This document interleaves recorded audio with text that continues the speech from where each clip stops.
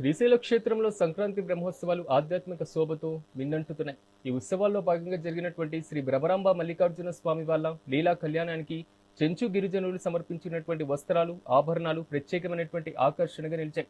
తమ ఆడపడుచుగా భావించేటువంటి అమ్మవారికి అల్లుడైనటువంటి చెంచు మల్లన్నకు గిరిజనులు భక్తి శ్రద్ధలతో వెదురు బియ్యం, ఆకులతో అల్లినటువంటి బాసికలు సమర్పించారు. ఆలయ ఈవో శ్రీనివాసరావు నేతృత్వంలో చెంచు భక్తులకు ఘన స్వాగతం లభించగా దేవస్థానం తరపున వారికి నూతన వస్త్రాలను పంపిణీ చేశారు. గిరిజన సాంప్రదాయాలు, భక్తి కలిగినటువంటి ఈ కళ్యాణ ఘట్టం భక్తులను పరవశింపజేసింది.